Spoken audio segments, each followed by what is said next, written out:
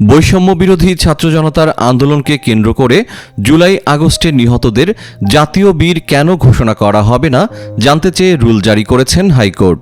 মঙ্গলবার বিচারপতি কামরুল হোসেন মোল্লা ও বিচারপতি কাজী জিনাত হকের হাইকোর্ট বেঞ্চ এ রুল জারি করেন।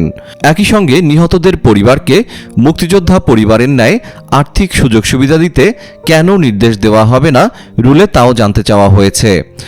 আদালতে রিটের পক্ষে শুনানি করেন জ্যেষ্ঠ আইনজীবী জয়নুল আবেদিন, অ্যাডভোকেট রায়হান আলম ও জাকিয়া হুমায়রা তমা।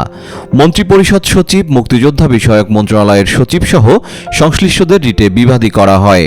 এর আগে বৈষম্য বিরোধী ছাত্র আন্দোলনকে কেন্দ্র করে জুলাই আগস্টে নিহতদের জাতীয় বীর ঘোষণা করার নির্দেশনা চেয়ে হাইকোর্টে রিট দায়ের করা হয়। রাজধানীর ক্যান্টনমেন্ট এলাকার বাসিন্দা আলী নাজের এই রিট দায়ের করেন।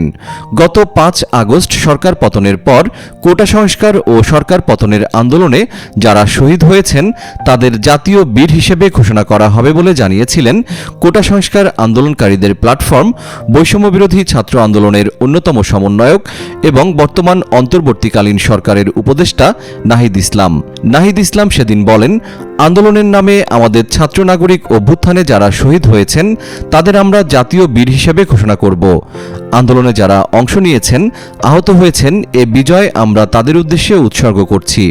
গত 20 সেপ্টেম্বর স্বাস্থ্য বিষয়ক কেন্দ্রীয় উপকমিটির সদস্য সচিব এবং বৈষম্য বিরোধী ছাত্র আন্দোলনের কেন্দ্রীয় সমন্বয়ক তরিকুল ইসলাম এক ভিডিও বার্তায় বৈষম্য বিরোধী ছাত্র আন্দোলনে সরকার পতনের এক দফা দাবিতে গত জুলাই ও আগস্টে দেশে কতজন শহীদ ও আহত হয়েছেন তাদের সংখ্যা প্রকাশ করেছেন।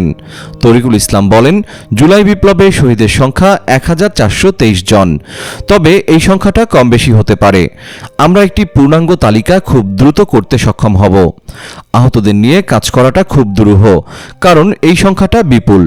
আমাদের কাছে এখনো পর্যন্ত 22,000 আহত মানুষের তালিকা আছে, তবে এর সঙ্গে সংযোজন বিয়োজন হবে।